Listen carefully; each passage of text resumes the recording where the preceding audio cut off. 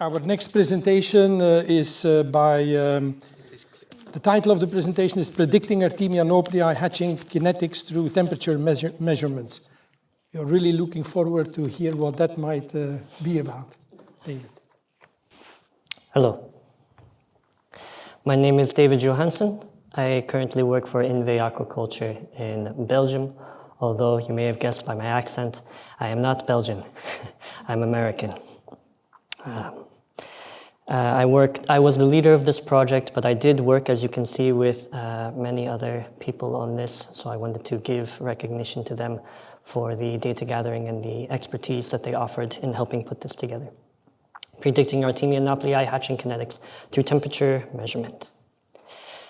As we all hopefully know, Artemia are an integral organism in aquaculture as a whole. One of their main uses in aquaculture being their absolute adaptability and the surviving factor that they have of being able to encapsulate as a cyst in the gastrulus stage so that they can be, of course, harvested, dried, and then used in aquaculture practices. When they are used in this way, they typically go through this well-studied progression of starting as an embryo, then to an umbrella where they are emerging from the shell or the chorion, and then they progress into instar 1 and instar 2 stages. They, of course, progress further than this, but most aquaculture uses do not go past the instar 2 stage. This chemical reaction, or series of many chemical reactions, because they are a complicated organism, is an exothermic reaction. We saw firsthand through our initial observations. We inoculated into a single hatching cone containing 1 liter of pre-incubated hatching water at 29-ish degrees Celsius, 2 grams of dried Artemia cysts that were harvested from the Great Salt Lake, so these are Artemia franciscana. Around the 12-hour mark of hatching, you can see they peaked in their temperature, and this was very odd. We also inoculated a second cone on the same day, 3 hours later, and saw a peak also 3 hours later. We inoculated a third cone on the same day, 3 hours after the second cone, and also saw a peak 3 hours later. When you align all of these temperature peaks of what we measured inside the cone according to the time that we inoculated the cysts, this is the graph that you obtain. Something is happening with the Artemia in the exothermic reaction of their development. Around the 7 to 15 or 16 hour marking that peaks around the 12-hour mark, that accounts for some kind of temperature response. We asked ourselves, is it possible to predict aspects of Artemia hatching kinetics and energy usage using this temperature peak? First, we want to confirm that a consistent pattern exists in the temperature fluctuations exhibited by the presence of Artemia in the hatching cones. Second, we wanted to compare whatever pattern existed, if one did, to measured hatching kinetics. And third, if a pattern existed, we also wanted to measure the weight of dry weight as it decreases during the hatching process. To obtain the pattern, we performed a method called differential thermal analysis, which is a method employed in many different material sciences, and now it is being employed in aquaculture. Essentially, it asks the question, what if there was a hatching cone, which is a very complicated thermodynamic system, where you have air bubbling, you have water being heated up by a room. Our current setup was a controlled environment that was controlled for aeration, light, temperature, humidity, and many other factors in order to keep things as consistent as possible. What would happen if you had a cone that had nothing versus a cone that has Artemia hatching inside of it? So we set them up in this controlled environment. We measured the temperature of both cones side by side. We ensured that for a 45-minute period of time, the temperature between these two cones was either exactly the same or consistently different by a consistent amount. And then the specified cones that were desired for the testing cones were hatched with Artemia, and one of the cones was kept empty during the entire hatching process and treated as if it had Artemia through sampling and any other process that we performed, except it had no Artemia, as a perfect blank sample that we would compare everything to. We would then subtract the temperature fluctuations of the cone that had no Artemia inside from the ones that did have Artemia. And these are the materials that we used in order to do this. The most important being that we used a multi-channel data logging temperature sensor with a reported value accuracy of 0.1 degrees Celsius, and then all of the rest of these information. Now, once we determine through differential analysis that there is a pattern, we also need to obtain the dry weight. Unfortunately, when you obtain the dry weight through the method that we did, which is to sieve the contents of a cone that we measured out carefully so we know exactly how much Artemia cyst was added to the cone, we have to dry them out into the oven. You cannot measure the temperature of a cone that is emptied out and dried in the oven. So we had to set them up in groups of 6. We had 6 groups of 6 because we had 5 different points at which we wanted to measure the dry weight during the hatching process. And we used 6 groups of 6 in order to have 6 replicates of each dry weight hatching point that we cared about. So under this circumstance, we set up 36 cones. The first cone of every group of 6 was then sacrificed to obtain a dry weight of those 6 cones at that time. So when we get to the dry weight portion of this presentation, remember that every point that you see is an average of those 6 ones that were hatching for that amount of time. And of course, the 6th one in the group of 6 is the blank cone that we kept as close to the middle as we possibly could to be a representation of the cone without the Artemia for that group. These are the materials that we used in order to obtain the dry weight.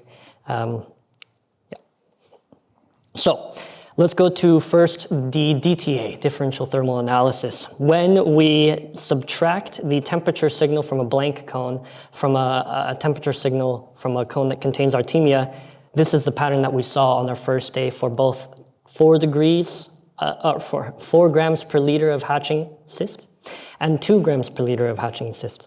We performed the experiment again and saw also a similar pattern.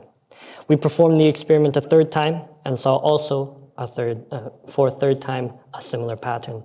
Now there are high variabilities in the temperatures that each cone met, but the general pattern remained. This is what we cared about. Is there a general pattern for how these Artemia develop when you add them to the cone and you subtract for other factors?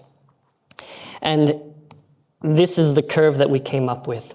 We put a point at every single one of these general ideas of what the curve is for points where there were high changes in the slope of what was occurring at that time. We came up with 4 different influx points or fluctuation points that we described them as.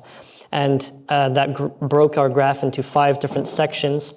According to the measurements, depending on the grade of Artemia and many other factors, the first section would last 1 to 2 hours, the next one would last 4 to 8, then 6 to 8, then 6 to 10, and the 5th one would be around the 24-hour period or maybe even later, depending on if it was a slow hatcher or not. We found that this general pattern that we observed lined up very well with what is written out in the FAO manual according to the timing of the Artemia. Within the first 1 to 2 hours, you have hydration and metabolic activation of the encapsulated cyst. The embryo is activating its metabolism again, so you see a sharp curve, a sharp increase in the thermal energy being expanded. Then you have osmotic pressure buildup, so necessarily not much is necessarily happening as far as the metabolism is going, but they are preparing for the next step, which is a huge increase when you have the breaking and the emergence of the umbrella stage, and then the transition into instar 1 and transition into instar 2 onwards after that. But we wanted to confirm if our hypothesis here that these temperature signals did in fact line up with these points in the hatching process of the Artemia were accurate. So we performed an experiment where we tested the hatching kinetics at the same time as measuring the temperature. And our hypothesis showed pretty good promise. Here I have on our actual data the 5 different sections labeled as in the typical pattern that we see. You see that this is a very nice quintessential example. And where we expect to see in section 3 the massive increase of umbrella and then the subsequent transition into instar 1 happens exactly where we expect it to be.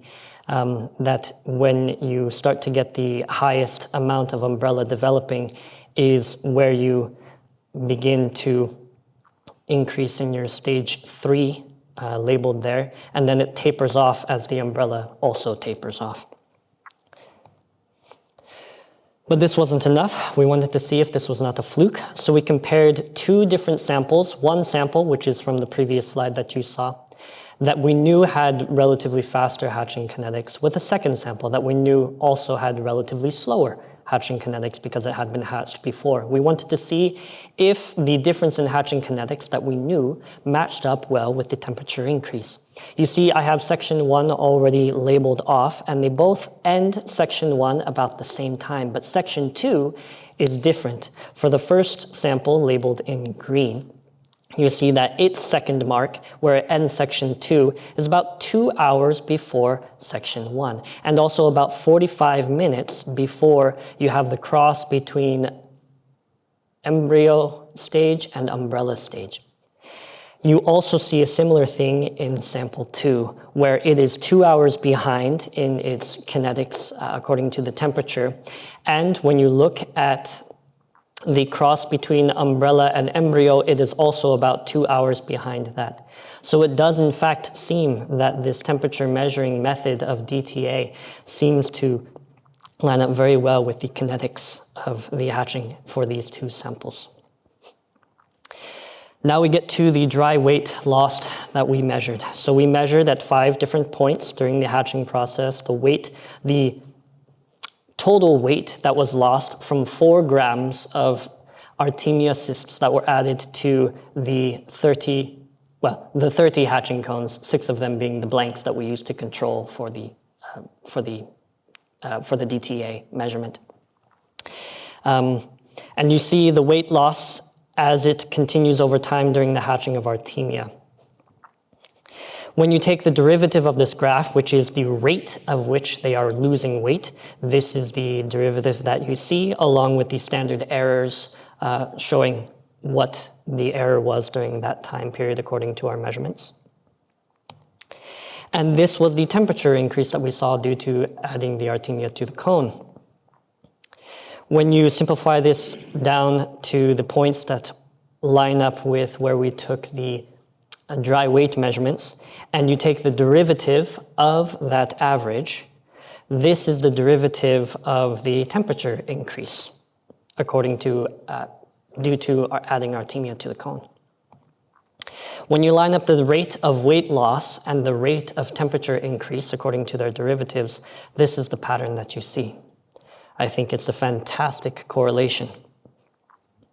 When we correlate these values with each other, we see a very strong positive correlation between the rate of weight loss in grams of Artemia lost per hour with the rate of temperature change in degrees Celsius per hour. The relationship R-squared value is 0.9984, with the exception of 1 point. This point was excluded from the regression, not necessarily as an outlier, but as something that might need more looking into.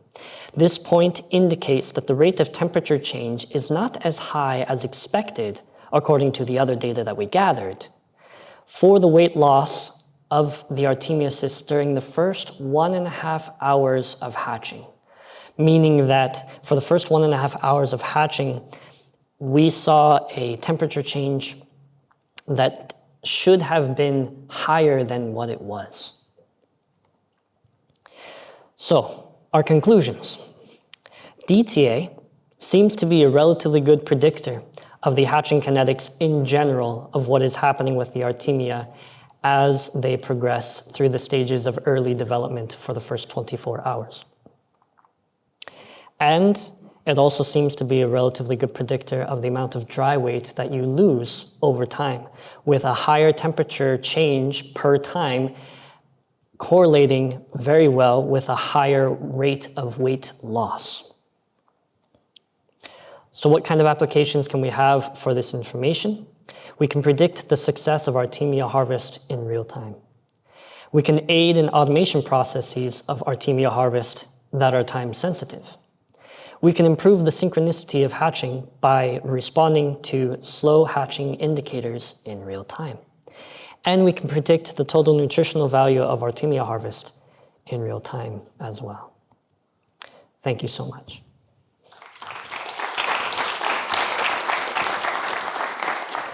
Thank you, David. Very intriguing finding and interesting information, which, as you conclude at the end, indeed could maybe be used in further automation and further application also with different strains of Artemia, because that could really be a good link.